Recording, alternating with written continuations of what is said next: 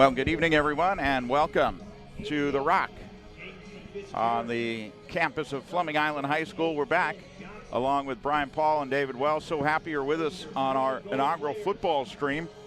Boys, last year it was all audio. This year we're going with a little bit of video to go along with it, and I'm excited about this Fleming Island team. Fancy this year. I love this. This has been a great exercise leading up to this, and I got my wingman over here, David Wells, back in the saddle. It's good to see him again. How many pro days you do this year? 17 Good pro Lord. days for the East-West Shrine Bowl. Woo!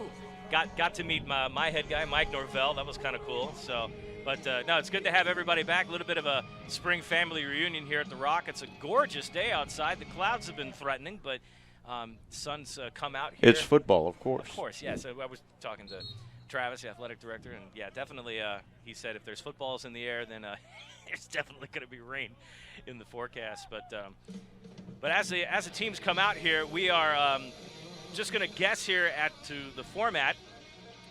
We are kind of the scoreboard. If you're watching the stream right now, there is no illuminated scoreboard on site. So, but it looks like the gold team is going to start from roughly the 20-yard line. Again, we don't have hash marks, so we are kind of guessing here. Right, and you'll have to bear with us as we try to figure out who's who as far as numbers are concerned. But a lot of familiar names on this roster. A lot of guys that we're going to be looking to step up this season. So it looks like Dakota Rowe is going to quarterback for the goal team, who will go on offense first. From appearances, it looks like the green team is the starting defense, and the gold team looks like they are the second unit. Actually, it is Sebastian Broughton who's in at quarterback. Oh, it's one-on-ones. Yep. Yeah, so that's the way I did understand it. There would be offense versus defense, but I wasn't sure if they were going to bring out the various squads at different points. But it looks like we're going to get the starters here. And slowly but surely, Mustafa Marshall has come in. And out of the gun, it'll be Broughton who will hand the ball off, start in the middle, and step outside. That's Marshall who will step around the corner and pick up a couple of yards. And good to be calling these names, familiar names from last year.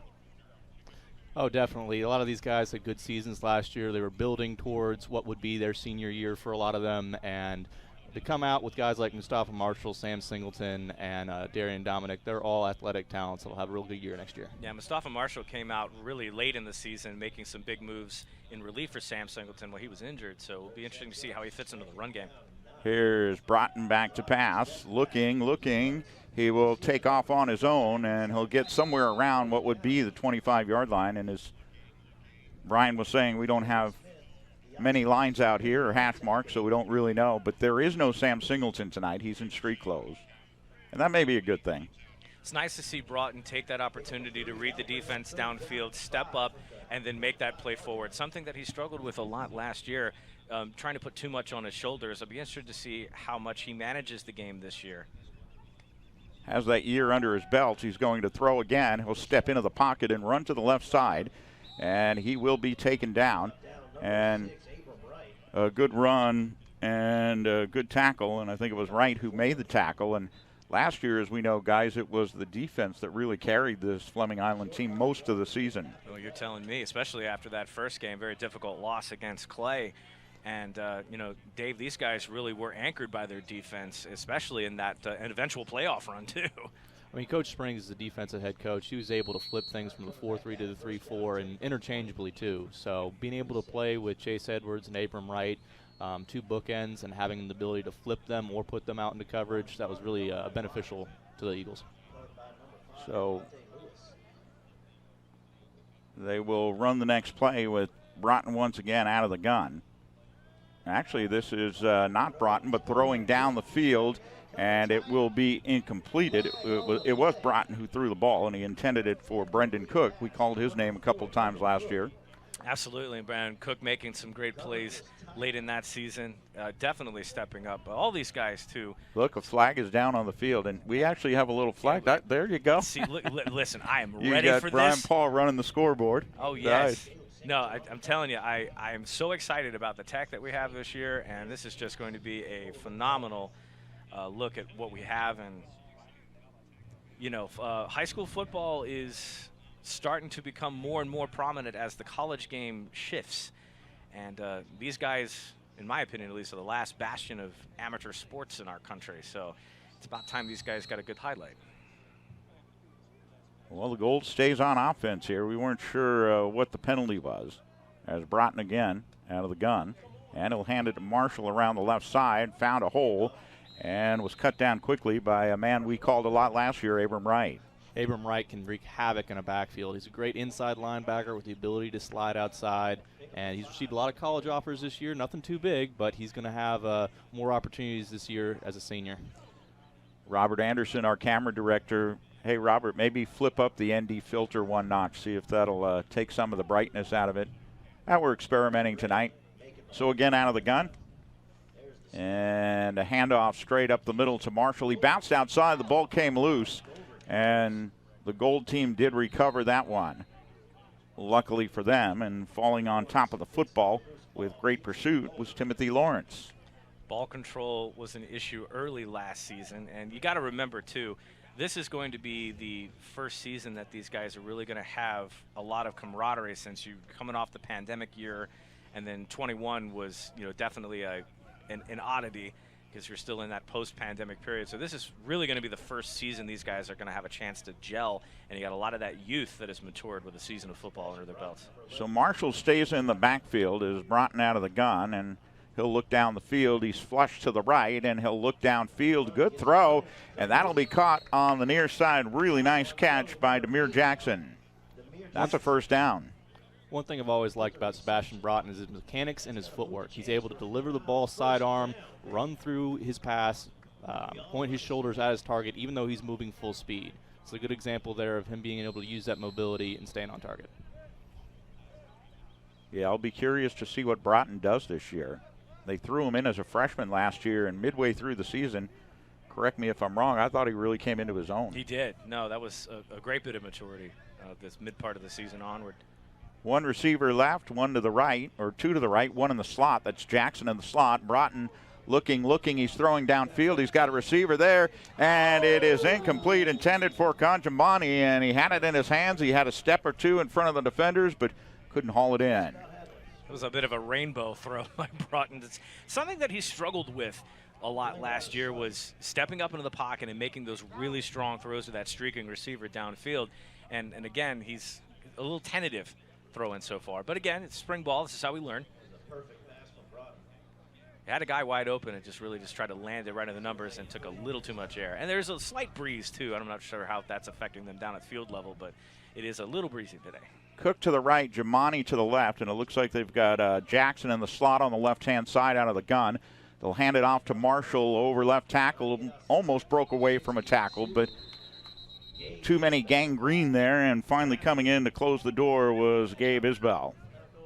Now, Mustafa's a lot better in space than he would be in tight quarters, so having Mustafa as the change of pace back to Sam is a perfect 1-2 combo, because Sam can open up things in the middle and take them long, while Mustafa can stretch things out wide and be a good not only receiver out of the backfield, but also as a threat in open space. I definitely agree that's a thunder and lightning approach that they need this year. Because you notice that teams later into last season were starting to key on Singleton, especially in the first round of the playoffs. Singleton was rendered ineffective until he finally would break a run, and he was very feast or famine last year. So it's going to be nice to see some balance in the backfield and see if they can run those change-up plays and have both talented backs.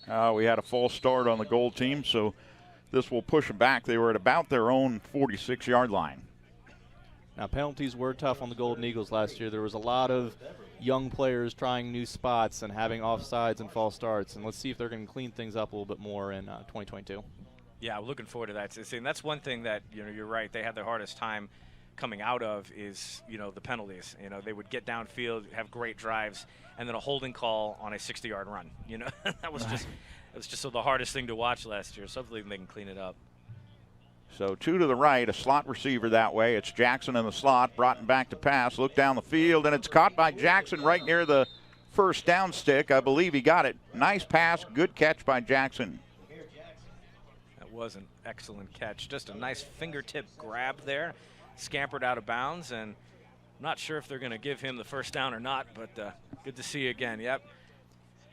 Good catch. Some parents out today, too, watching the spring game. That was Jake Little's dad, who we know the Little family here. Great couple of folks.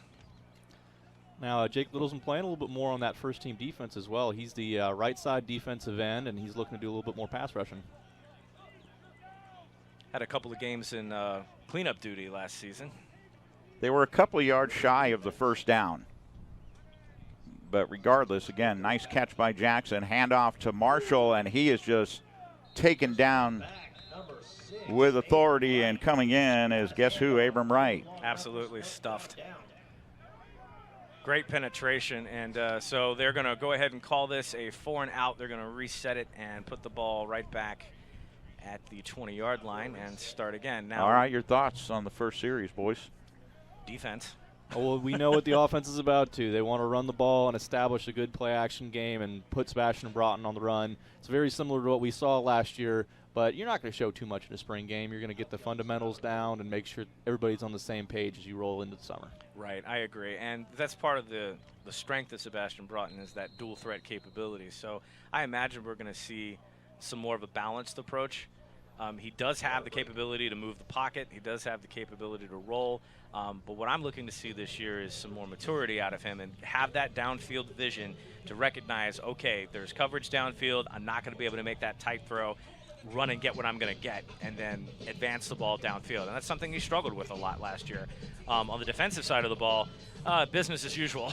Yeah. I really don't see a whole lot of difference from the Fleming Island defense, even in the spring game. So that's a good sign that the defense is still holding and growing a little bit too, because from what we understood talking to Travis Cunningham, the athletic director, the season's going to get quite tough with these shifts in district, and you know, we've got big games this season like Nice on the road, which, you know, it's going to be tough to play a very talented team or two on the road in hostile environments. So you're going to need to lean on that defense a little bit. But and I agree, Dave. At the same time, you know, look at Mustafa Marshall and Sam Singleton in the backfield as a great 1-2 combo. And you never know what Joel Robinson's going to do. I mean, he played all over the place last season on offense, on defense, and in our favorite formation ever in the goal line, Screaming Eagle. So, you know, I loved when they went with that because you guys just got a kick out of it. No, Chumbo is one of my favorite formations. It's bringing in the biggest linebackers and all players that are above 180 pounds to try to power through go right through the middle. Exactly, and then they ran pass out of it, which is even funnier. All right, so here's Broughton again. He'll step back in the pocket, looking downfield. He's got a receiver, and it's Cook. And did he go out of bounds? He did, so it's incomplete. Impressed by the offensive line. In general, they seem to be a lot bigger than they were a season ago. I see that Timothy Lawrence has switched from tight end to right tackle. So you've got height, you've got more weight on you, you've got experience now. It's a lot better looking offensive line just from the optics. And that was definitely something that they got better at as the season went on, is that offensive line scheme. And they had some trouble. Broughton ended up running for his life or sacked in a lot of cases. As the season went on, they began to gel. So it's good to see those fundamentals getting worked on, and they're already starting on the right foot in spring ball. Here's Broughton going to keep it himself around the left side. He made a juke and went to the outside, picked up some nice yardage, and was finally wrestled just shy of the first down. And it looks like we have a flag. Is that what I heard? Yes. But that was a good read by Broughton to pull. He saw the lane on the outside, took off. And again, that's what's going to make him so deadly this year as a quarterback, is that ability to scan the defense very quickly on zone reads or RPOs and pick up and take off. Because he's got the wheels. He's not as fast as Sam Singleton, but he definitely has enough speed to get around the corner and move the ball down 10, 15 yards at a time. Hold was the call. By the way, talking about the season, it opens up August 19th with the preseason classic against Westside, and we'll have that game for you. And then they open up the regular season August 26th at Clay High School. So, you know, barring any away schools not allowing us there to do video, we will have as many video broadcasts as we can this year. And that Clay game is always quite. How about last year? I'll never forget that game. That was exciting but tough to watch. Broughton back to pass. He's looking downfield. He's got Jackson near midfield, and it is going to be picked off, and a flag comes out. There may be interference on that, but a really nice grab by David Smith as he picked that one off. I thought Jackson was going to haul it in for a minute. Now, that was another one of those passes, too, Dave, that he had the right read, the guy downfield, but it just looked like a duck. Now, they had this issue a little bit last year as well, and it caught up to them in the Nice game. We've had some safety play that's not necessarily questionable. It's just they are very aggressive in attacking the run, and sometimes people get over the top on Fleming Island's defense. Right, but that was actually the right read and the right pass to go for the 50-50 ball. Absolutely, and, yes. and if you can get a little bit more velocity on that and allow your receiver to high point that, he's going to catch it and run. He might have run 5-10 more yards even in that kind of coverage. So, vision-wise, Sebastian's doing really well. Just still working on that arm strength a little bit. Arm strength and timing are going to be big things for him next year. So they did call it a pass interference. But they'll set the ball up at about the 30-yard line. And a whistle. A little bit of a sort out here. I was going to say the only thing missing tonight is the rain, but we almost had that. Shh. Let it happen, Ray. We had some adventures last year for sure. I never want to relive Oh, it that was every sideline game. ever again. I never want to be that wet when I'm not at the beach. I think we had to call one of the games from under the tarp just to protect the equipment. We did. Yeah. Well, it was fun, and I'm glad we're back. It's it's going to be an exciting fall. Yeah. I'm itching. I think this Fleming Island team will be good this year. Definitely going to be competitive, that's for sure. I'm looking forward to seeing a very good season. Handoff to Marshall, started at right guard and then bounced to the left side and was able to pick up some nice yardage and just some creative running there. Finally coming in was Tabari Tucker to make the tackle. And that was a really good cutback by Mustafa, too, to see the vision and then turn the other way. And that's one thing that he's very good at. Looks like we do have, have another piece of laundry on the field. I'm liking this flag graphic on there. This is cool. Oh, you got a pretty good trigger on that too. Yeah. Oh, hey, listen, I've watched enough of this, USFL so far that I'm definitely paying attention. Oh, are you watching that? I try. A lot of people are just some people are kind of hating on it, and I don't think it's warranted right now. Like, we all get into spring games and things like that, and but those are like one-hit wonders in the spring. I'm enjoying the fact that there's a full-on spring football experience that we'll be able to watch for foreseeable years. The USFL is backed in for 3 years. The XFL will be around next season, so I'm interested to see how things will go. And there is good football on. The fact that there's not a crowd doesn't mean anything to me. I'm at home watching on television. What do I care? Yeah, I've tried to watch it. I just can't get into it for some reason. Uh-oh, Broughton in trouble. He'll just gun it near the sideline, and it's caught. Good creative play. Brendan Cook came up with the play. It looked like Caleb Singleton came in and put the final stop on it, but a good creative play by Broughton. Absolutely, and that was a great read and a good. See, these are the things that you're going to see from Sebastian Broughton this season, that once he's locked in, he will roll, he will find that man, throw a dart, and move the sticks. And that's an excellent throw and catch right there, too. Caleb Singleton with a great grab. And being able to practice against these guys, too. He had to throw over Abram Wright and Jace Edwards, two players that might even end up playing college football. Right. So having to do that every day in practice is really helping him out. Conjamani to the left. They've got Jackson in the slot that way. Hand off to Marshall. He'll bounce to the left side and pick up a couple. I believe actually that's the new guy, Tyler Beverly, new to the starting lineup, the varsity squad. So the goal doing some good things. Haven't been much farther than midfield. Had a couple of penalties, stall drive, and they are not punting right now. Not a lot of special teams action, so if they run into a situation where they go for it on fourth, they'll just roll it back to the 25-yard line where they've been starting the drives. Tyler Beverly will stay in as the back. Broughton, as usual, out of the gun, and they'll give it to Beverly. He'll run around the left side, able to find some running room. He's got the first down and more. Great piece of running by Beverly. He's finally pushed out of bounds on the far side by Garrett Sheets, but good pickup. Flashed a little short area quickness there, right around the corner. Yeah, nice. Good turn right there. It's nice to see a new face doing some good stuff back there, so I think we might see a little depth at running back. And he's similar in size to Mustafa Marshall, so that might be a good three-pronged attack if they need to. They did have a little bit of that last year, where they had to go to a third running back periodically. Or even Jace Edwards is there. Yes. Yeah. that was also fun to watch. But no, it's good to have some depth at running back, especially since high school ball is very run-heavy. Broughton will keep it himself. Started in the middle and bounced outside. Got a good block from Cook to spring him for a couple extra yards. And another first down, and this time the gold team really on the move offensively. That was a fantastic run, by the way.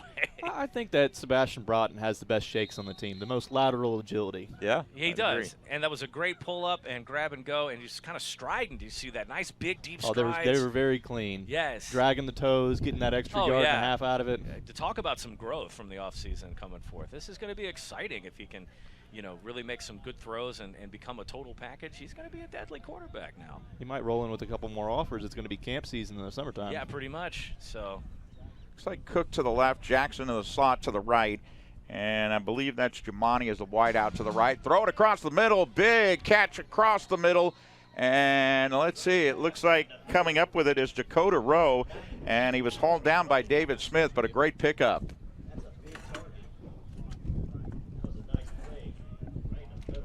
We got a little technical issue here.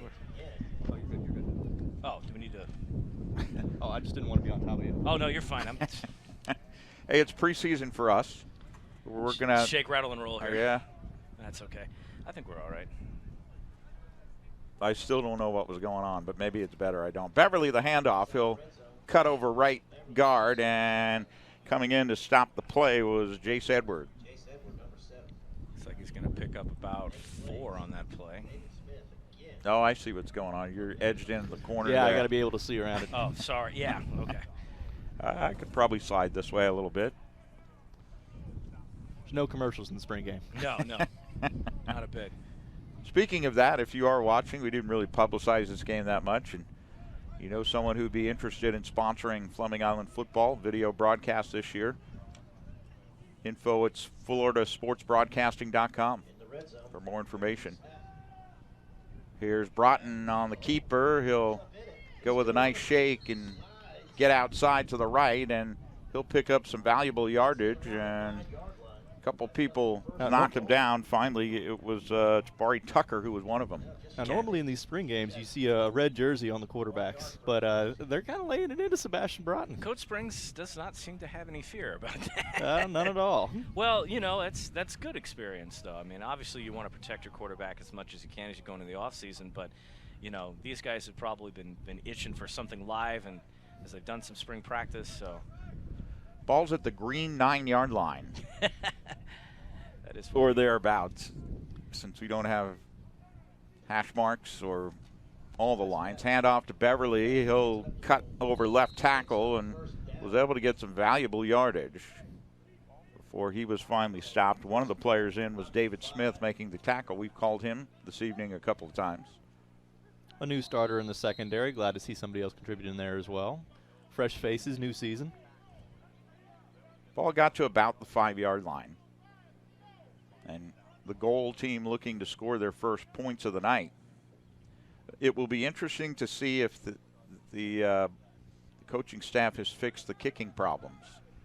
That was a bit of a struggle last year. Got better as time went on, but heartbreak at game 2 last year. Broughton out of the gun.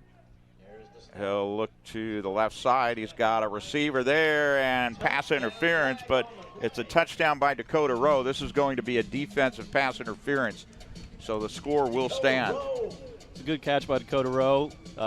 Able to turn his body, adjust to the ball, secure it. It looks like he's going to play most of the starting tight end reps this season with Timmy Lawrence sliding inside. I wonder if Broughton can kick. I mean, why not? Oops. So it appears no extra points are going to be tonight. So special teams are a work in progress.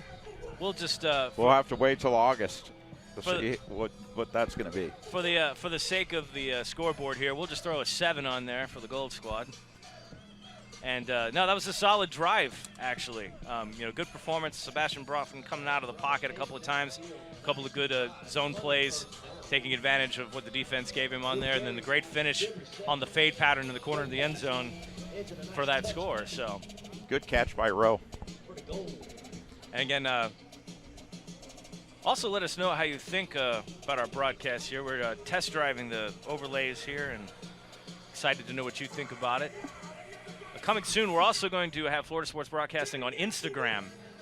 So we'll have some eyes on the floor there and get some pictures and stories and appreciate the the Fleming Island Golden Eagles athletic department and the baseball team, a couple of them that follow me on Instagram, so that's been No, a huge thanks to Travis Cunningham, the athletic director at Fleming Island. He is so great to work with and always asking what he can do and what the school can do to help us. So it's been a great partnership so far, and we look forward to it being even better. And you were talking about an addition. We're also going to start having print copy on the website, so you'll be able to read stories.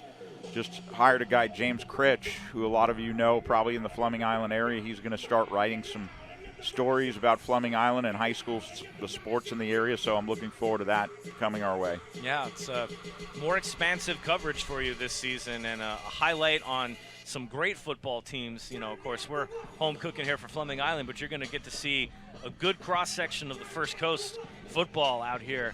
It's very exciting to put this spotlight on high school football in a way that other outlets haven't done in quite some time, and I'm really stoked to see where we take this. And just another quick note for those that don't know, happen to be tuning in right now, the flag football team is in the district semis tonight at Mandarin High School, taking on Western.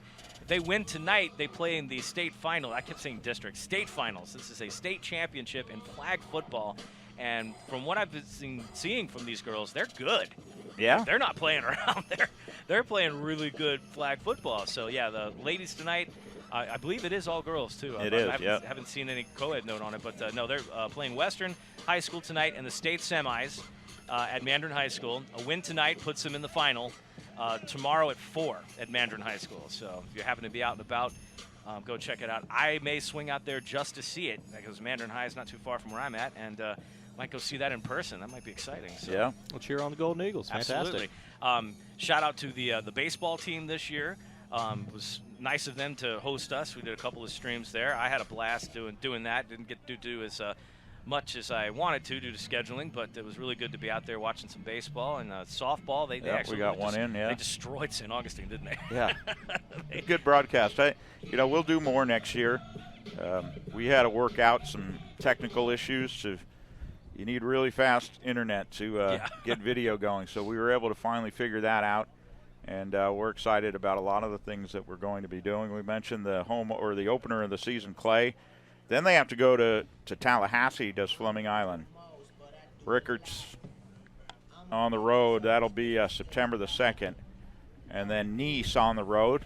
Somebody I know knows a little bit about Nice. What are you talking about? No idea. And the home opener will be September 16th against Oakleaf. That'll be a 7:30 kickoff here. So Oakleaf, Lake Minneola, Mandarin, Creekside, and Orange Park will be the home games. Well, that Lake Minneola game is going to be interesting to watch after we laid a goose egg on them on the road. I'll never forget that game. 70 points week 1. They come back and run into the Golden Eagles and couldn't score if they tried. But I don't see how anybody could have scored in that game with the way the rain was coming down. Wasn't it like a 2-hour delay? Yeah, they had about an hour and a half, 2 hours delay to get that started. And then we scored 6 points. That was the first time that we saw Sam Singleton run across town and score a touchdown to get called back on a flag. One of like 4 or 5 that we saw of varying lengths. Right. But, that's going to be interesting to see Lake Minneola come up this year from Orlando area, just outside of Claremont. So, and Rickards High out there in Tallahassee. I think I'm just going to go ahead and get a hotel room, stop, and then go to the Doak after that while I'm in town.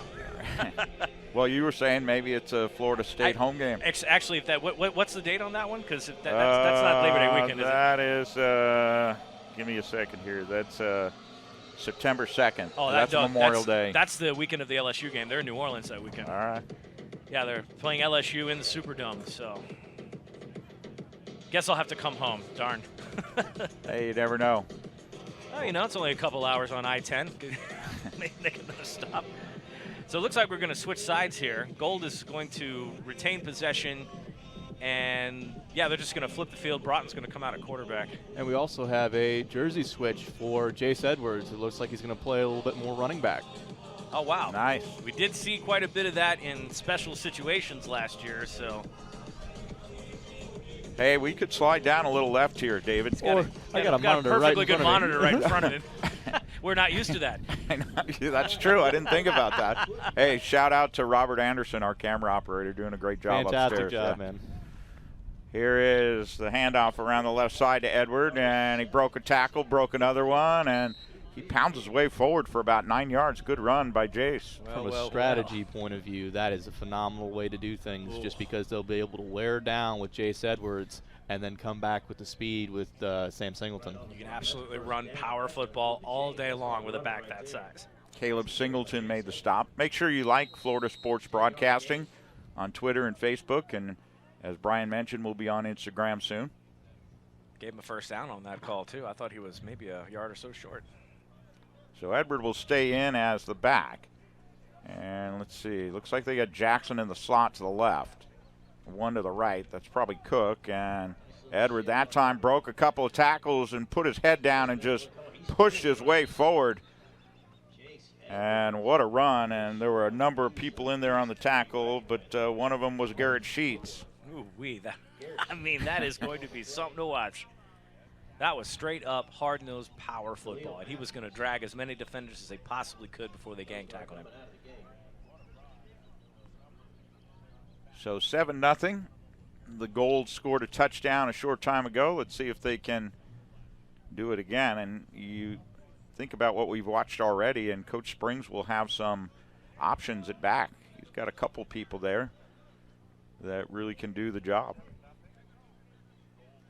Here's Broughton. And he'll hand it off again. Edwards slipped. And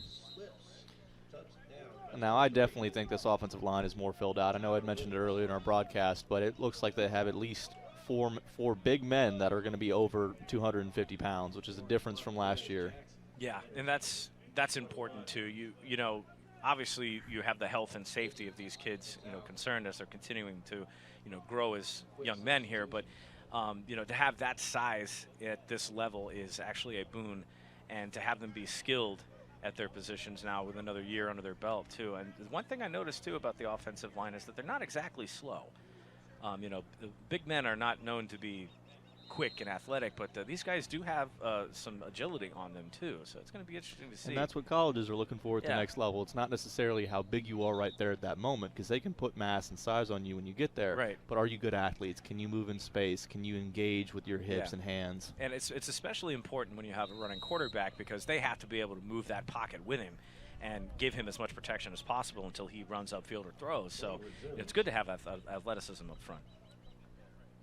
Broughton again will go from the gun, and he'll hand it off to the back. It's not Edward. It is bouncing and running. Joel Robinson. Yeah, Joel Robinson.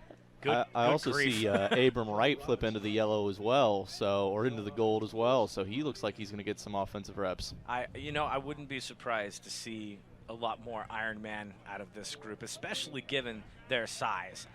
They do provide that great big power advantage. So you can really do almost a complete shift of a thunder and lightning setup, where you've got the speed of Singleton, who will break and go into the open field, and then you got your hammers that are plowing inside, the first 5 yards of the sticks.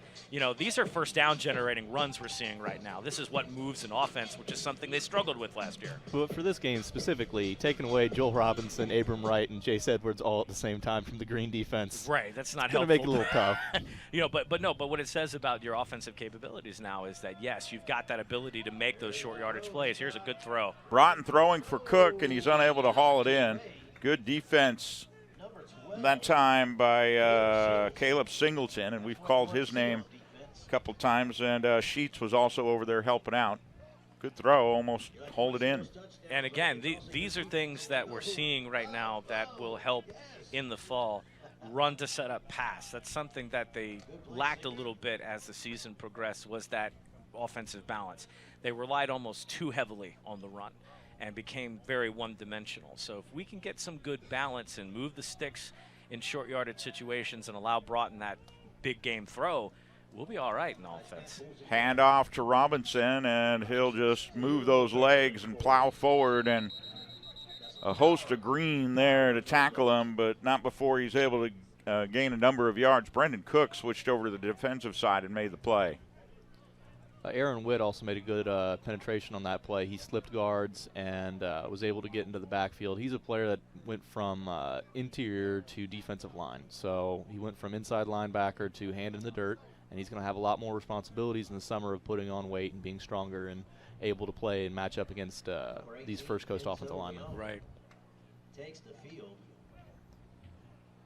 The ball is at the green, we'll call it about the 45-yard line, somewhere thereabouts. They need about 6. Maybe it's the 46-yard line of the green. They need about 6 to get a first down. And Robinson will stay in it. No, it's actually Edward who's in this time, and he'll run around the right side. And not much doing there that time as Gangrene was there to collapse that play. And coming up with the stop that time, as well as a number of others, is Tabari Tucker. Appears we got a flag on the play.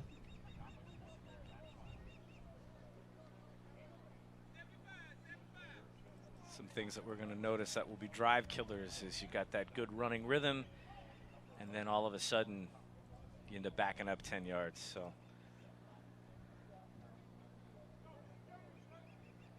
And we talked about it before. This is one thing that really hurt Fleming Island last year was penalties at critical times, too. Not just penalties, but at critical times they were made.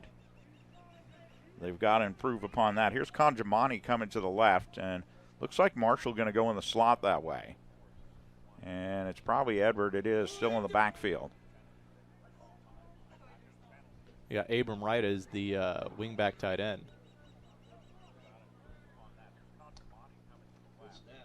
And here's Broughton back to pass. He'll throw into a crowd. Maybe he'll advise to Marshall, and it's incomplete. Good coverage on the play on the far side by Nicholas Bowden. Looks like Broughton wanted that square in route just about 8 yards downfield, try to generate something underneath. Didn't really get the coverage he was looking for, as he was well blanketed. Even if he had caught that ball, it wouldn't have gone much further than the spot. You know what I think the tough part for you this year running the scoreboard will be? And trying to do this and talk at the same time. It's like walking and chewing gum. No, it's you know, the clock is going to, now we don't have a clock here, so we're not really running it, but yeah, that's going to be, we'll do our best. We may even have to, maybe we'll hire a scoreboard operator. Yeah, well, luckily, you know, after watching and calling football for so long, I've got those signals down. So, and we can fix things too on the fly if we need to keep with the clock. Broughton around the right side, doing a good job running, and he is tackled over on the far side, and a good tackle on the far side by Tyler Williams. If you guys were the coach, would you get Broughton out of there now? I mean, he's had a number of reps. Or do you let him I'd go? throw a red jersey on him. Yeah. I wouldn't let him take any more contact. No, but I would definitely let him, you know, go into two-hand touch mode at this point and not let him take any more contact. Well, when we were at this point last year, he was in a quarterback contest, and he didn't have every rep that he could possibly have. So this year, being pretty obviously the starter for them, you know, these are very valuable to him, where they can tailor-make the offense to exactly what his skill set is. Right. And the more the merrier is what I think. Right, and again, you know, this is the first really solid off-season setup they've had. This is the first, you know, really solid build up to a spring game, and then leading up into summer workouts and summer training. So, you know, give him those repetitions. But yes, I think after a while you want to consider his safety and you know, the health of your team in general, but especially your quarterback. Broughton will take the snap. He's got 2 to the right, including 1 in the slot. He's looking for Rowe down the field, and it's a crossing route that's caught by Marshall, and he's up past the 30-yard line, finally pushed out of bounds by Devontae Lewis, and a nice route run by Marshall in the completion. But there's a flag down. Now, if Marshall can improve in that short area quickness slot receiver role and like be able to catch the ball consistently, he has the build of what a premier slot receiver would be, especially at the high school level. So to add a third option behind Cook and Darian Dominic and have Mustafa be more on the field, I always love me some more Mustafa. Right. But to have him on the field more does nothing but help the Eagles. By the way, that was a hold. And I know it's early and it's spring, but I'm just having flashbacks of last year. Yes, all the penalties stacking where onto each you other. hear the backup lights going the entire time. And it always happened to be on the same drive, too. You end up being in positive territory, ready to go, and then turn around and be in a 3rd and 30. Yeah, you're absolutely right. They would get all the way down in plus, and next thing you know, they're in the shadow of their own goalposts, and it's never good. Broughton back to pass, and he's going to be flushed, able to go wide right. A flag. I think we have another hold. The pass is going to be caught across the middle. I believe that's Joel Robinson. And What a he is takedown. finally going to be taken down by Devontae Lewis. And I'll tell you what, Robinson looked like he was on his way to the house, but this one's coming back anyway. There's a hold. Oh, a face mask is what they're going to call. And those are always pretty painful as running back to get taken down from behind. There's never any good angles in running full speed and going down, as Joel Robinson not only has to run the whole length of the field for a penalty, but also gets thrown to the ground pretty hard. How about Devontae Lewis? What a takedown. I mean, do you see the closing speed on that to come from behind and save a touchdown? Now, those are things that you write down and put in your future file. Division I football player, offer from Georgia Southern. Yeah, I mean, that's good football and good talent, and that's something, again, you put that, if you're Coach Springs, you put that in your back pocket. Remember that moment, because those may be season-defining plays when you really think about it, because that's a lot of what Fleming Island got burned on last year, were some big plays like that, and they didn't have the horses on defense to stop that downfield and let their defense get set up and, you know, the red zone and whatnot. So that was a very good look. And again, 2 good pockets for Sebastian Broughton to throw out of as well. If you want to look at another positive point there, they really did a good job of you know, getting him protection and being able to make that throw. And then after that, it's all receiver. All right, water break. Should we take a break? Sure. Oh, shout out to the cameraman. Yeah. Extra fantastic film here. Oh, yeah. No, this is absolutely great for us too, because we kind of get this on a little bit of a delay, so we can catch like a mini replay of what's going on too. So Robert's doing Well, a that great one job. there is live time. This one here is. Okay. That's coming straight from the camera. This is excellent. Yeah. So Yeah, Robert's doing a great job up there. fantastic up there. Good work. Get some hot peppers and sprinkle it in there. By the way, while they're talking concessions, wonder what's good for food this year. Ooh, I mean, boy, I tell you last year was fantastic. Taco night was fantastic. You know, shout out! It's rotating. There's different groups that take the concessions, but you know, always a good night to eat at the Rock too. So if you're thinking about coming out to a game this season, you know, I have to say I didn't do a whole lot of high school football before this, but coming out here to the Rock, it's been a fun experience. The crowd is always great. Concessions are always fun to get to, and there's always, you know, a good reason to go spend a couple of extra dollars and help the athletic departments here. And I remember the Salisburys last year. oh, they were a fantastic. Listen, venue. I mean, the They had sausages. the hot dog. Oh yeah, my gosh. God. So, you know, it's an experience out here. Of course, if you're ever out and about and you can't make it to a game, we've got you covered. And the only thing we can't give you is in-food entertainment there. I'm not going to grill sausage for you. That was Hey, an you never experience. know. Yeah. But I'm looking forward to that Clay game. That's at Clay this year. It is right? at Clay. Yeah, so it's gonna Yeah. be different to see that in a hostile environment, because Fleming and Clay do not like each other. And it was a good game last year. Fleming Island lost it in the last few seconds. I mean, Really was a game I thought they were going to win. when you can get the whole town together for a game, it's really quite different from most sporting venues. High school football just has the ability to galvanize a community together, and it makes you think that 15, 16, 17-year-old kids, you know, give you bragging rights. Absolutely. There's Edward around the right side. And not much running room there.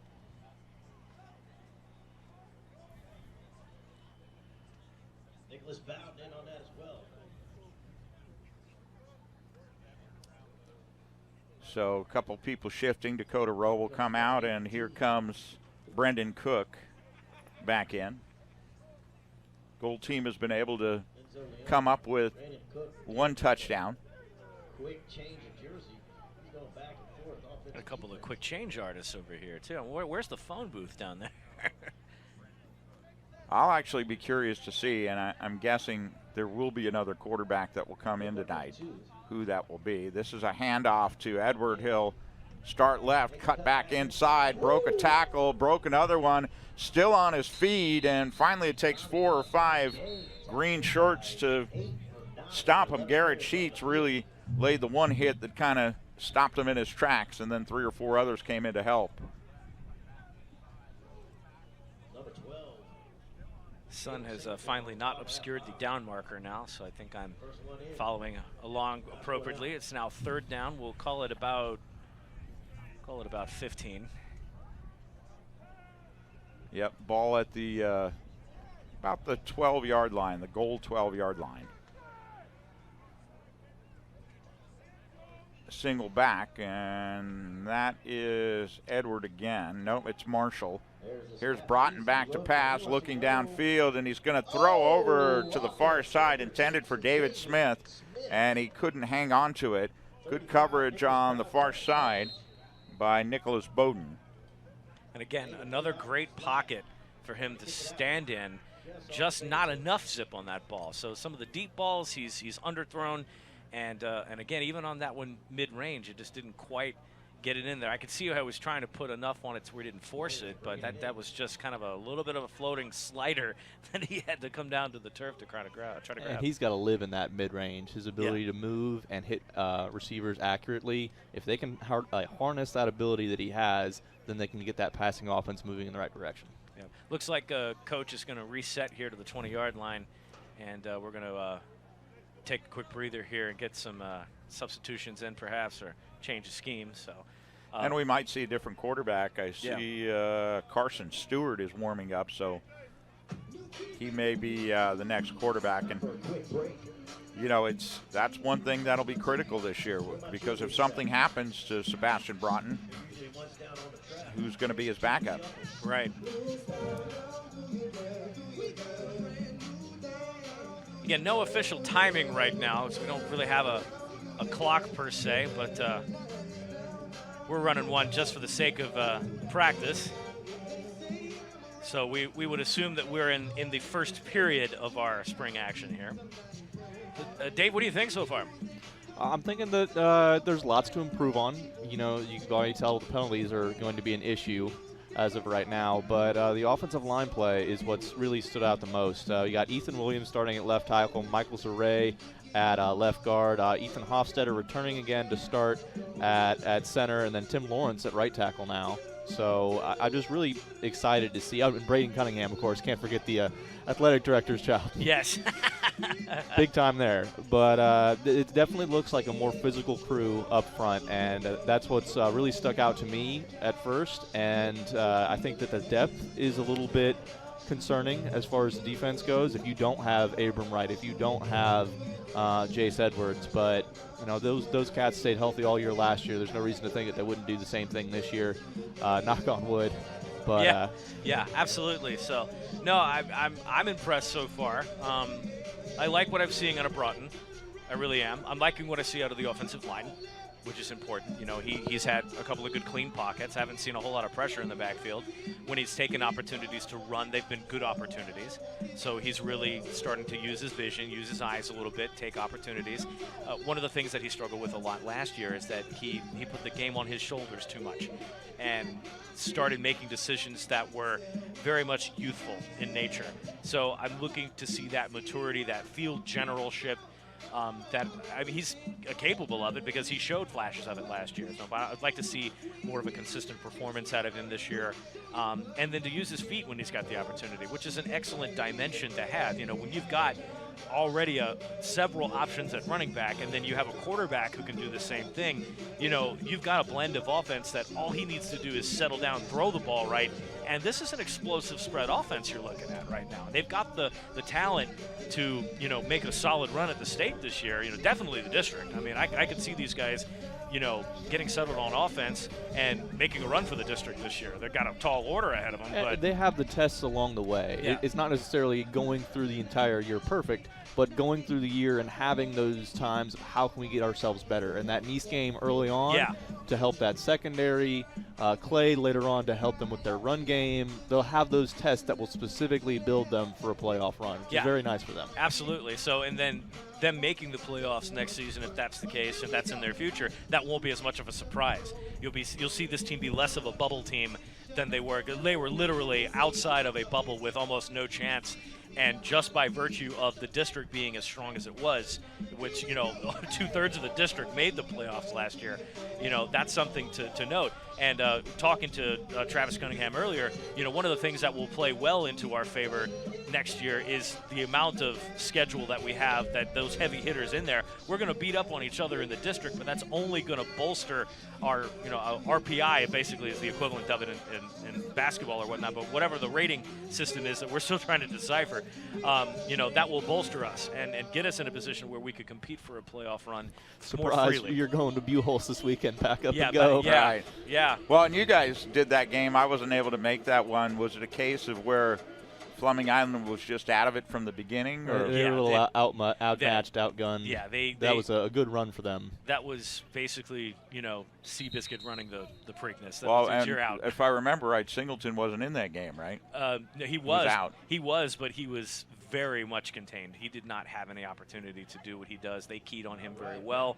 They studied film and knew exactly what to do to slow down Fleming Island. Now, Well, it was just a surprise that they were there. I think we were all shocked they made the yeah, playoffs. I mean, it showed in their play. They were glad to be there and motivated, but at the same time, I'm sure they were a little shell-shocked because, they played, Oakleaf, wrapped it up, had a great senior night, and we're ready to call it a season and start getting to this moment. And, now we're looking at a team who, was a first-round playoff team. When we looked at them week 4, and we expected them to fold up and just call it a rebuilding year. So, Let's see. Marshall is in defensively. Robinson has gone back defensively.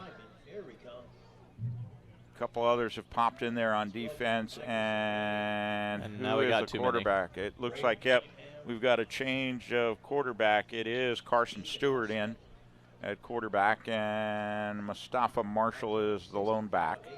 Hayden Compton's going to come trotting off the field there. He was the extra. Yep, and you got Lavelle Howard also trotting off. So now I think we've got everybody where they need to be. Coach Springs is also out there, and he's giving number 76, Khalil Matthews, a little bit of an earful, getting him motivated to come on field. Conjamani to the left. Damiano DeSterno is the slot receiver that way. And you got one to the right. And a bobble as Marshall. You got to look that one into his stomach. He kind of stuck it out there, assuming the running back would take it, and a fumbled exchange there. And again, it's so important that even in a spring game, even though there's nothing on the line here except maybe your position on the depth chart, it's very important that you focus on the fundamentals.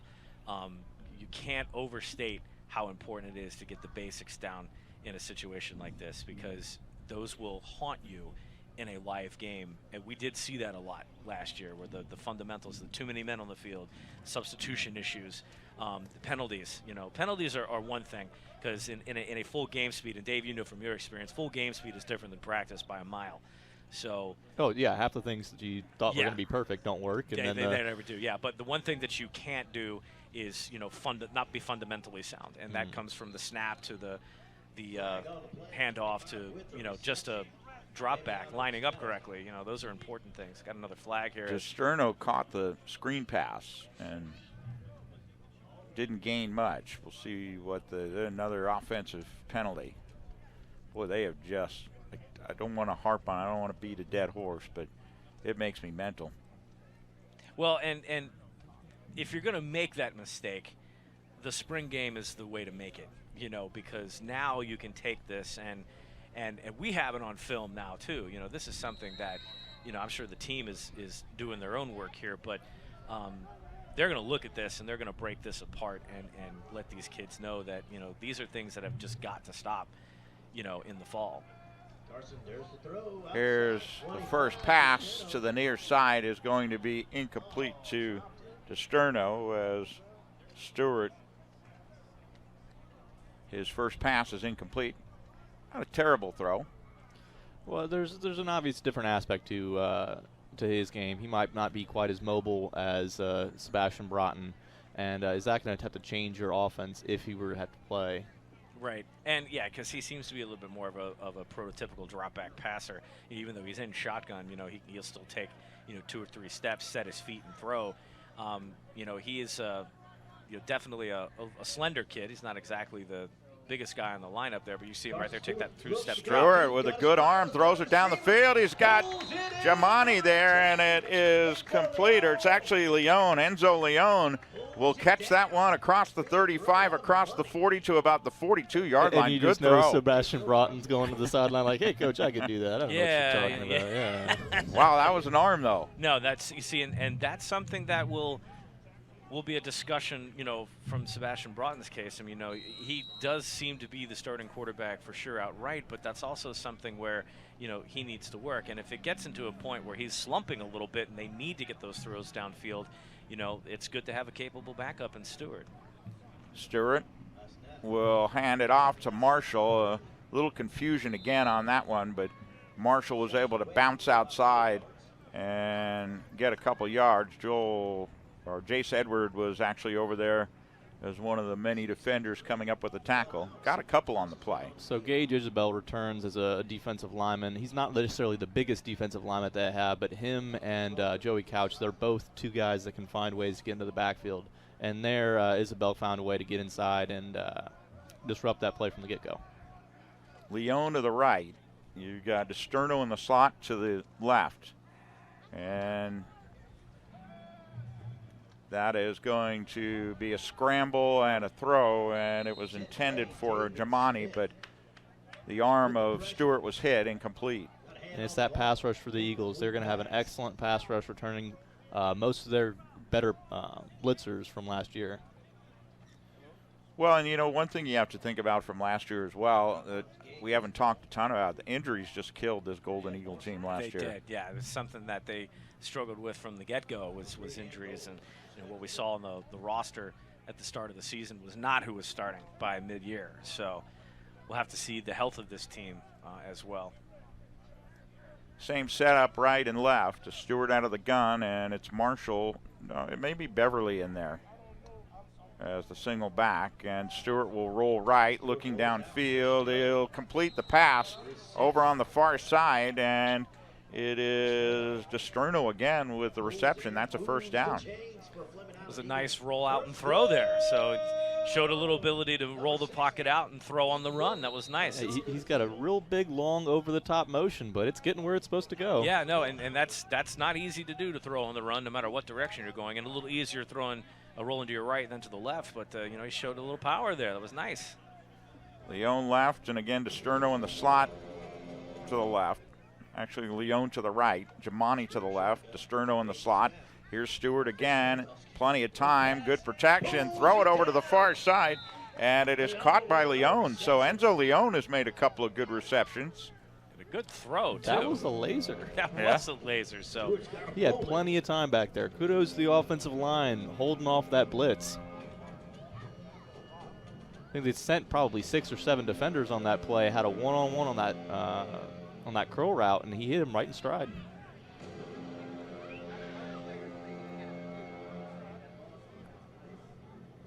Stewart with Beverly in the backfield with him, and he's going to throw again across the middle, and that one is caught. DeSterno. And he's had a couple of receptions here, so a good drive put together by Stewart, and Joel Robinson made the stop on that one. Another good read and throw. He's standing up pretty confident. Yeah, he shook off that early fumble he had on the first play, came right back at it. Gets in, bounces his feet in the pocket, doesn't stay flat-footed, always moving, weight on the balls of his feet, and, you know, nice throw. Ball at about the green 33-yard line. And here's Stewart again. He's going to be flushed, and this time he'll just go down, and wisely so, because coming in pretty quickly among several was Timothy Lawrence. And not a whole lot you can do there when the entirety of the defensive line is in your face. So a wise decision there just to hit the dirt and not try to make a mountain out of a molehill.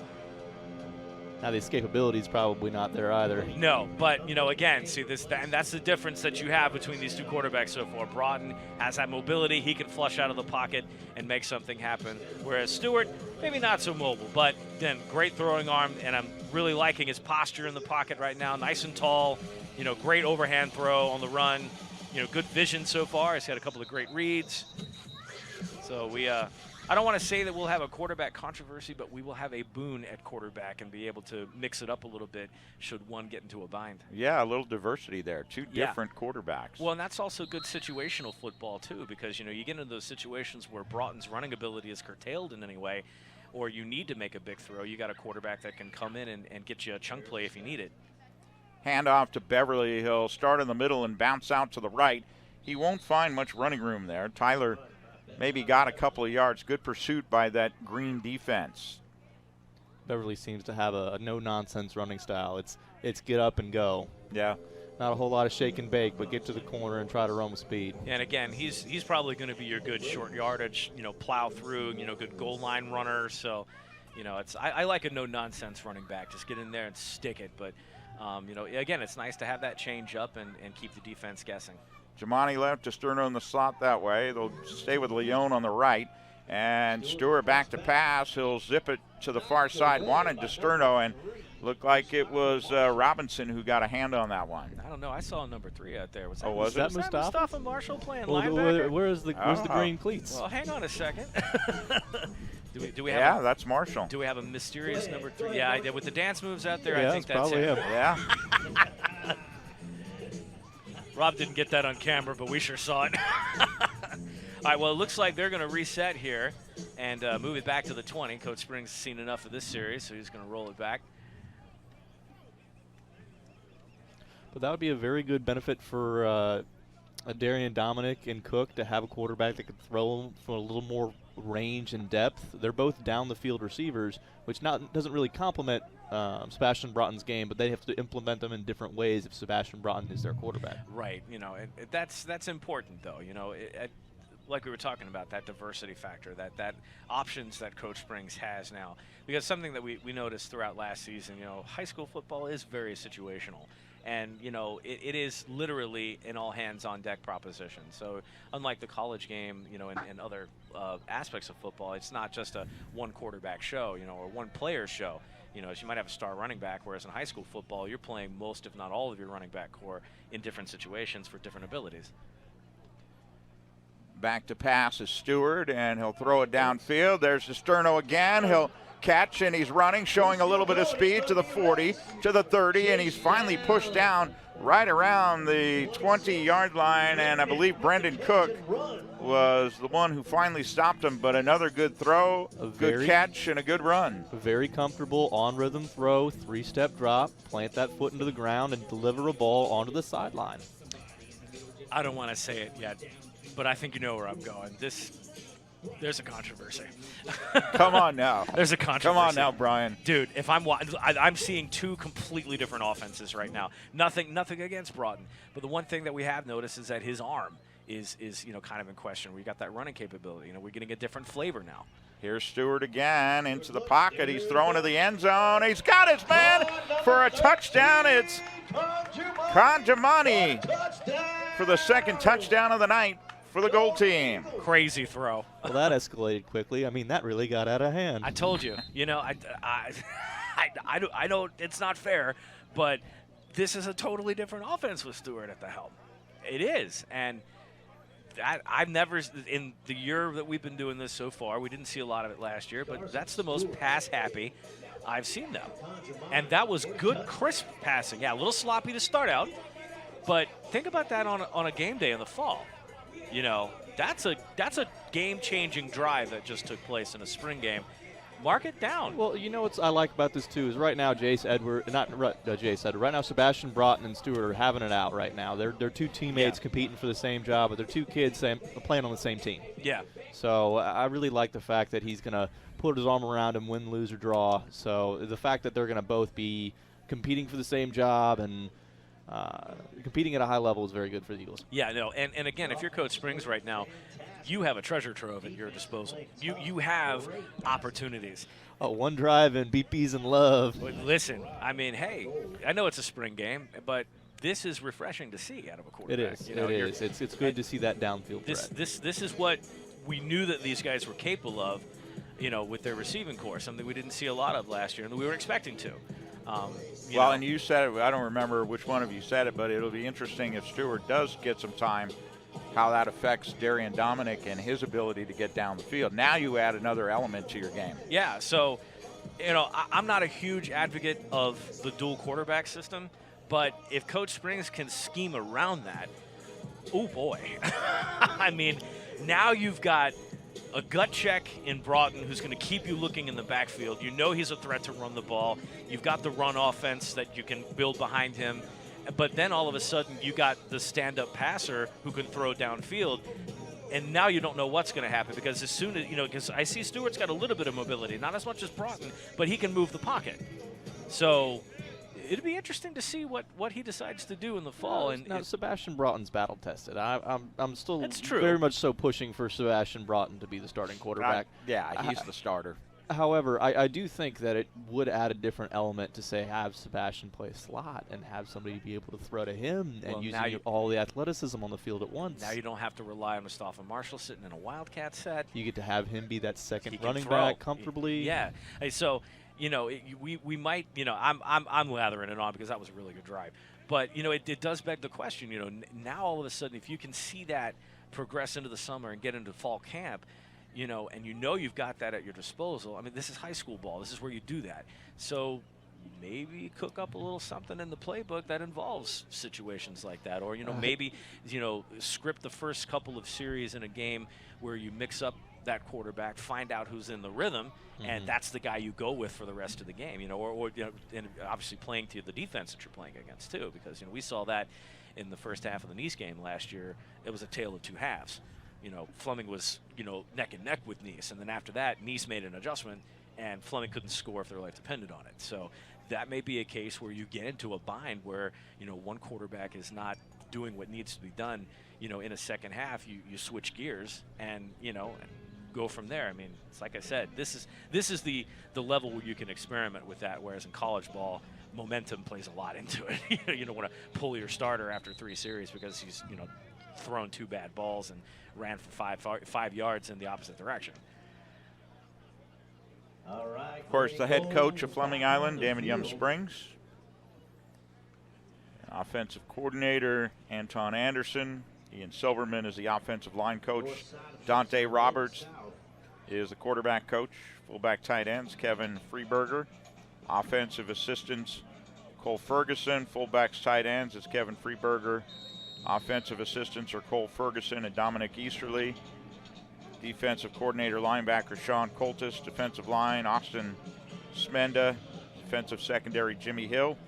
Special teams, team bonding coordinator, David Charles. We talked a little bit about that last year. The team bonding coordinator. And Luke Fox is working with the kickers. Of course, big shout out to Principal Thomas Pittman here at Fleming Island. And they've been really doing it right. They reach out on social media. They have photo shoot opportunities for the kids. They make sure that everybody's taken attended to. So I really think that this program's stepping in the right direction as far as what they need to do to promote their players and get better players, frankly, because it helps you get more national attention, or not national attention, but more state and citywide attention. And it's phenomenal to see Coach Springs and Mr. Cunningham be able to expand Fleming Island football. Beverly, the lone back. Trying to get numbers on receivers, and this time the rush is coming, and the rush was led by Arian Witt. And Stewart is taken down behind the line of scrimmage for a sack. Jake Little on that sack as well. There he is. So that'll be second down. After a loss of a couple, the ball back right around the 10-yard line. There's something about the half sack stat. Like when you add up all the end of the year, you're like, wait, that's way too many. It's like, okay, yeah. And then how do you score one of those? Right. Who, anybody that touched him as he was falling down. I got a fingernail on him. Is that a quarter of a sack? Oh, that's a half. Yeah, that's a half. There's no half. quarters. They're all halves. There's no quarters of anything. Yeah. Going back to what you were talking about the support for Fleming Island Athletics, they have also great business support too in terms of their pregame meals and across the athletic department too. A lot of the local businesses are very invested in the programs here. And a slot receiver left, and here is Stewart again, flushed out of the pocket, running on his own, and this time he shows some good running ability, and he was met sternly that time as he came through the middle, and the person who was there was Caden Stuckey. Gave him a little shoulder shiver on the way down. I'll try out the Sebastian Broughton moves. Oh, what's the worst that could happen? Why not? I mean, if it worked for him, sir. That was actually a good pickup by the offensive line downfield. You know, he saw that he was in a little bit of trouble. He stepped up in the pocket and had a couple of good blocks downfield to spring it. Again, he is not the fastest guy on the field, but that was great vision to pick up some yardage to get ahead of the sticks a little bit. Here's Stewart again. He's looking for DiSterno, and DiSterno almost came up with it. And it was Nicholas Bowden over there in on the coverage. Incomplete, a little bit too far for DiSterno to come away with it. Not a credit to Sterno at all. He had an excellent, that first drive that he was in, and caught that long 60-yard catch. But that's going to be Darian, Dominic, and Cook when it's actually said and done. And those are good hands, long-armed wide receivers, and they could make catches like that too. Yeah, that's actually, you know, correct read. You know, and a good throw, just a hair outside. But, you know, again, that speaks to the talent that they have at receiving core. And this next group coming up, you know, they're going to get there. Stewart again looking to throw. He'll get Beverly on the far side. Broke one tackle. He's up near the first down marker right around the 30-yard line. Good catch, pretty good throw to the far side. I could see Beverly being a really good possession running back. Making those good Two flows. hands on the ball, running through them. Good throws in the flare, you know, just underneath, you know. That's a good possession play right there. You're not going to split him out wide. You're going to keep him in the He's box. He's a tough, stocky kid, you know. He'll be good to keep things moving when you need it. So that's also a good asset to have. Looks like Jamerson Fitzgerald is wide to the left. As Coach Springs getting some players in, and a run right through the middle, and he was stuffed by Arian Witt after only a couple of yards. Now, Stewart's going to need to work on his ball handling skills. He has a little bit of a tell in run and pass where he drops his pad level very low for run plays and doesn't seem to go through a pre-snap read. It's going to be portions of game experience where you make things look the same. And if things look the same, then they become more effective as the offense develops. Yeah, I did notice that too. He's going to do an obvious change-up when you know he's going to either hand off or attempt to fake. So, yeah, he does drop way too low, actually. Brody Glickman to the right with DiSterno in the slot. And here's the throw by Stewart to Glickman. It's caught across the 45 and up near midfield. Yeah. Coming in on the tackle was Alton Bacon, but a good pickup and another good throw by Stewart. Oh, now they're going to wave him off. I think they're going to say he was incomplete. Really? It was a good throw, though. That was. No, it was a great throw on the run, and they said he did not have control of that ball. And that'll show up on the tape. So they're going to bring that back to 3rd and 10, it looks like. But no, that was the right read, too. Darn, that sand down there probably bounced off of him. Ball at the goal 30-yard line as it is Conjamani checking back in. I'm going to love calling Alton Bacon next year. Oh, God. That's going to be so much fun. Yeah. And he's a good-looking player. Right? He looks like he's tall, lanky, has the ability to cover ground. So he's got a lot of ability. It's a lot of fun with the name, though.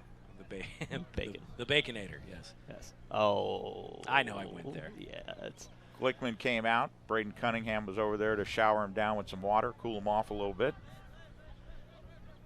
Out of the gun. Stewart back to pass. Good pocket for him. He's going to throw to the far side. It's incomplete. Maybe a little bit too high for Jamani. You've started something, BP. I got to call him the Baconator now. You know. Baconator, Screaming Eagle. We got all sorts of names. Right. Where do you get it so fast? It's bam. Magic. Years of improv, man. Years of man. improv. So it looks like that might have been 4th down. And again, Coach Springs is making the rules here, so if he wants to see a situation again, he can. But according to the down and distance, they're going to call it 1st and 10. So Stewart will have Beverly with him in the backfield. 2 to the right. That's Jamani and then DiSterno in the slot that way. And they're going to throw to DiSterno. It's caught, and it is complete up near the 40-yard line. Good catch Good stop, and coming in defensively was Nicholas Bowden. We've called his name a few times. It's a pretty good rapport between the two of those guys. You can tell they've thrown to each other a time or two. Yeah. Yes, that communication is so important. Those extra reps in practice and getting on the same page as your receivers is super important. Glickman back in, and Jamani will go out. Of course, you notice in the huddle there, the coaching staff is on site and sort of giving them some extra guidance in the huddle, which won't be there in the fall, but this is a great opportunity for them to learn. Glickman, the wide out to the right, DiSterno in the slot again, Beverly in the backfield, and it's Leone, I think, to the left, and they'll hand it off to Beverly. He skips through a few tacklers and gets up close to midfield. Good piece of running, and coming in to make the play was Josh Murray. Yeah, nice little cut on that one. A little dead leg move. You cut a little bit to the right, show him the dead leg to the right leg, and go by the guy. Handoff was a little late, too. I'm not sure if that was an intentional delay on Stewart's part, but it was just enough to get him sprung loose. Ball at about the gold 47-yard line, and that was good enough for a first down. It looks like Glickman is to the left this time. Rush coming, and it is Stewart going to be tackled in the backfield, and Ben Hollinger came in and made the tackle and the sack, and that's a loss of about 10. No red jerseys in the spring game, man. That looked like it hurt. And a jailbreak by the defensive line there, busted through. That's a good sign to see on the defensive side of the ball. I know we've been talking a lot about the offense, but again, this Fleming Island defense did their fair share of sacking the quarterback last season and creating all sorts of havoc in the backfield. I'm looking to see more of the same from them this season, especially, you know, as they've matured. Let's call that a loss of 8 back to the 40-yard line. Beverly stays in as the back. They started early. Here's Stewart back to pass, throw across the middle, and I thought that was going to be a completion, but DiSterno couldn't hang on to it, and partly because in his back pocket was Nicholas Bowden. Good play going for the ball there. Reached around him, didn't get a PI. It's nice to see ball skills from your second level players, your secondary players. So this unofficially is third down. Glad you're with us tonight, those of you who didn't really publicize the broadcast. This is mostly for us to work out the kinks and get ready for next season. Didn't really publicize the broadcast, but glad you're watching if you are. Also, shout out to the parents who were asking for us. Actually, they really wanted to see if we'd be streamed today. So yeah. Thank you for there's your a bobble. There we go again. Yeah, no, I met with the Football Booster Club this past week, and they're a great organization and very supportive of what we're doing, and so that's always nice from our end to get that kind of support. So we're excited to be, as I mentioned earlier, partnered with Fleming Island. It's been a good partnership from the beginning, and we look forward to more in the future. And Coach Springs is just going to back this up here. We'll reset the 1st and 10. Call it about the 40-yard line, maybe? Yeah, nope, right about the 30. Yeah, there we go. We do have line markers here for what it's worth. But Stewart will hand off to Beverly, and he's quick to the outside, and a good run. He got a first down, and once again, Nicholas Bowden came, and he's done a great job tonight defensively for the Golden Eagles. He made the stop. Well, here we go again. We got Penalty. A fantastic run, good plug through the hole, downfield, and a piece of laundry on the field. This is going to be the bane of everybody's existence. Guys, get it out this spring. Just get it out of your system right now because, again, you know, a fantastic run. Beverly hasn't really broken much for any distance, and that was his best run of the afternoon so far. And, well, we got to go back up 10 yards. But it does give you practice using the flag button on the scoreboard. Oh, yeah. No, I'm a little trigger happy with this thing now. Where's the flag? Where's the flag? 10 yards. First down and 20 from their own 20-yard line. Cooled off a little bit out Yeah, tonight. it did, yeah. It was very pleasant. Tell you what, it was humid today. Oh, I brought my rain jacket. You got me a little nervous today. I looked at the forecast. Time I'm prepared. Oh, no. I looked at the forecast. I saw rain. I said, you've got to be kidding me. Here's Stewart scrambling to the left. He evaded a tackler and actually got some positive yardage out of it. Good play by Stewart, and I think it was Ben Hollinger who led the tackle of a couple of players. Well, he might not be getting very far, but he looks pretty flashy doing it. Oh, yeah. Right. He's the stop and start, stutter step, little shoulder move there. So, but again, that's important from your quarterback. You see that opportunity. You know that you've got a guy in the backfield. It's hopeless at this point to try to stand in the pocket. Just get what you're going to get out of it as long as it's across the line of scrimmage. And that was, a good example of that. And those are drive-saving runs right there. So very important to develop that tendency. Stewart out of the shotgun, and here comes the rush, and he's hit just as he threw the ball. And, wow, the pressure was really coming. And I think it was Aiden Masters who got him. That one's on the center. The exchange was a bit of a lollipop, and Stewart's timing was completely thrown off. My timing was thrown off, and I'm up here. So, got to have that nice crisp snap. I think we mentioned that a couple of times last year where it was more on long snaps in special team situations than it was quarterback. But, again, that's got to be a nice, crisp snap. It's got to be almost instantaneous. Yeah, so he can immediately as step. Quickly as you can fire it back with the quarterback still feeling comfortable that he could, in peripheral vision, catch it and move. Right, and that was the case where he had to kind of look it in, and then the defensive linemen are in his face. So Ball at the 27-yard line, that's a dead and ball it's a dead foul. ball, yep. And again, that snap, just like a softball pitch. Well, even from that first drive to this drive here, you can tell that after getting hit a couple times, Cam Stewart's getting a little bit rattled from it. That first drive that he was on, he was adjusting kids, making sure they were on the line of scrimmage. Oh, we might not have all played together. This is how we're going to do it here. That one he just didn't even count as other 10 men on the line of scrimmage. So again, situational awareness is super important. This, and again, we had that a couple of situations last year where you've got a great drive going on, and then a substitution penalty gets called for no apparent reason. Now it's a spring game. There's no play clock. No. There goes Mustafa again. Look at that the little shake there. And here they come. 47. Has to be good for these boys to actually hit somebody, even though it's your own team, in a game-like situation. Here's Stewart, throw across the middle, and that could have gone for a long run, but it was Nathan Van Hoff who was the intended receiver, and it was below him and fell short. And again, I'm seeing that, and I'm watching. Oh, we do not have a flag there. Sorry, I didn't turn that off. But we told you were liking that flag thing. Yellow. That was a timing issue. I think if he's got a good crisp snap and he can get the ball in his hands, you throw that over the middle, tight end's wide open, he's gone. In that case, he had to make an adjustment and just made a poor throw. So again, mark it down. You learn from that. Work on those things in fall camp, and that'll get rectified really quickly. Beverly is the lone back. You got two to the left, one in the slot that way. Stewart with the snap. will once again look to throw. It was deflected, I believe, at the line of scrimmage, and it was once again intended for Nathan Van Hoff, but there's a flag down. Got this one. Yeah.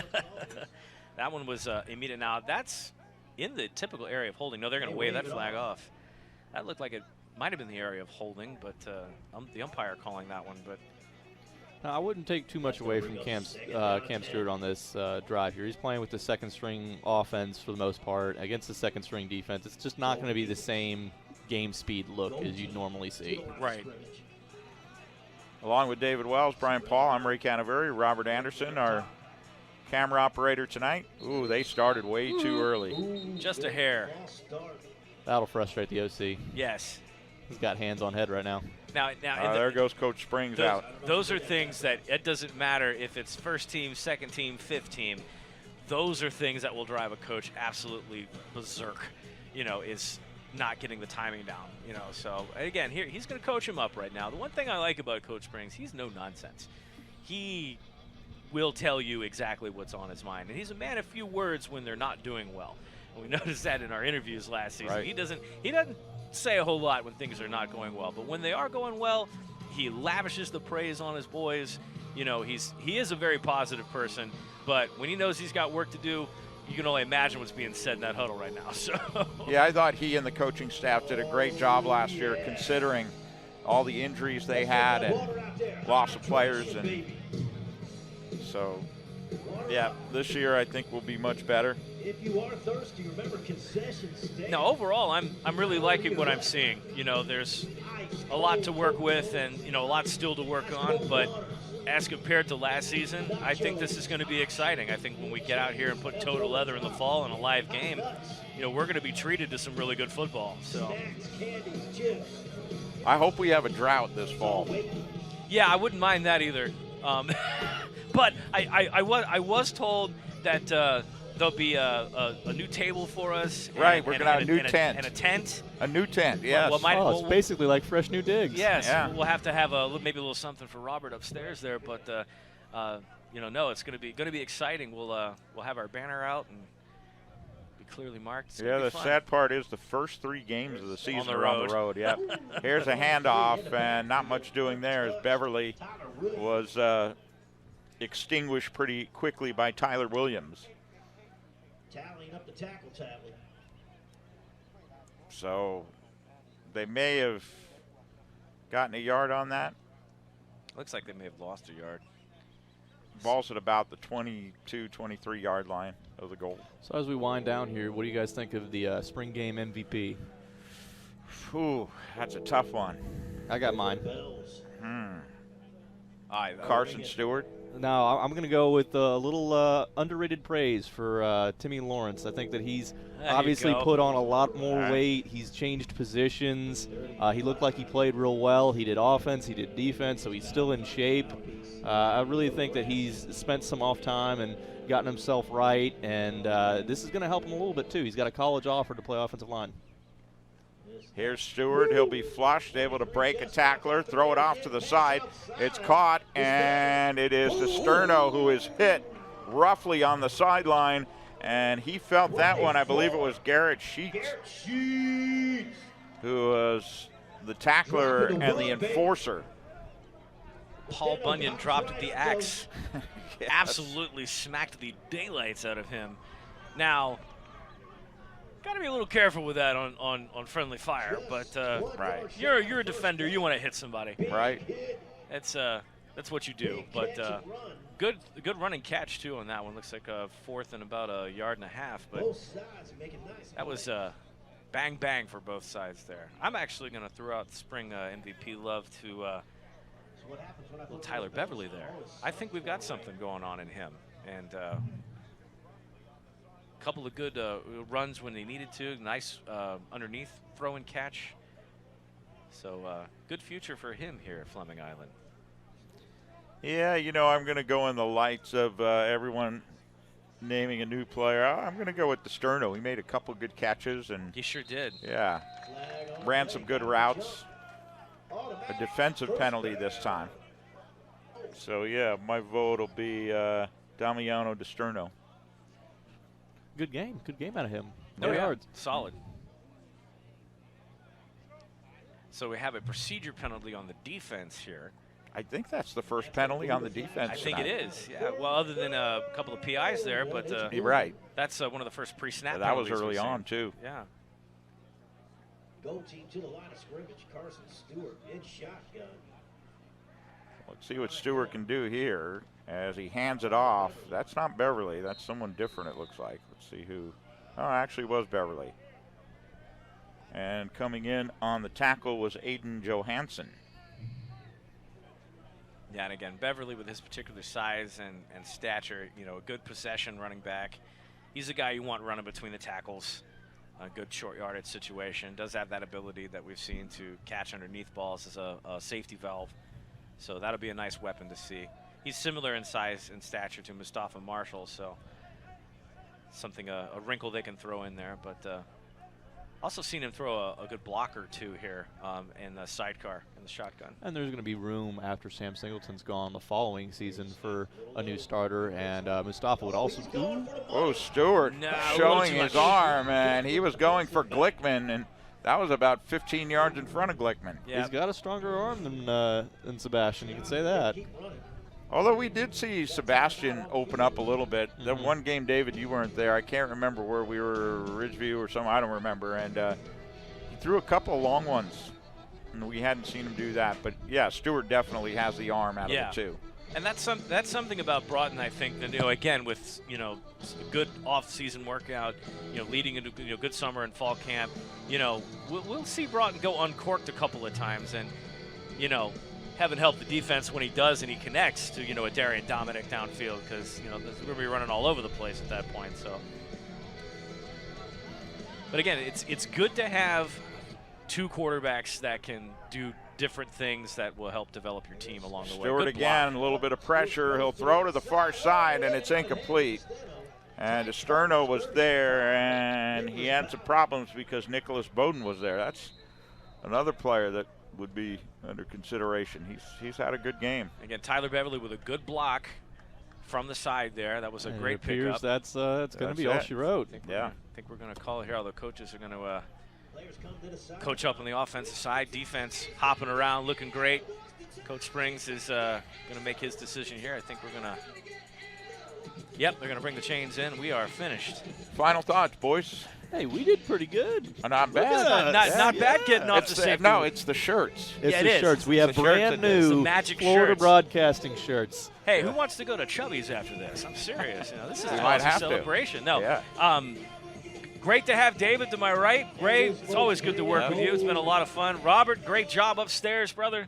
And good job to these boys out here showing off some spring football. I'm very pleased with what I've seen so far. Robert, can you give us a nod if you can hear us? Well, he was having trouble hearing us up there. Oh, okay. I got to figure out the sound there. But anyway, so our next broadcast will be August 19th, and we'll be here at the Rock. That's a 7 o'clock kickoff for the preseason classic against Westside. So it's going to be an exciting season, boys. Very. Yeah, absolutely. Very for sure. Yeah, no, it's great to be back in the saddle, great to be back at the Rock. Best of luck to the flag football team. Yeah. Hope to get to see them in a state championship game tomorrow. And in the meantime, that's check us out on Instagram. We'll have a handle for you guys as soon as I can build one. Yeah, make sure you like us on Facebook, Twitter, and soon to be Instagram, and like our YouTube channel. That's going to do it. 14 points for the goal tonight. For David Wells, Brian Paul, Robert Anderson on the camera, I'm Ray Canaveri. Have a good weekend, everyone.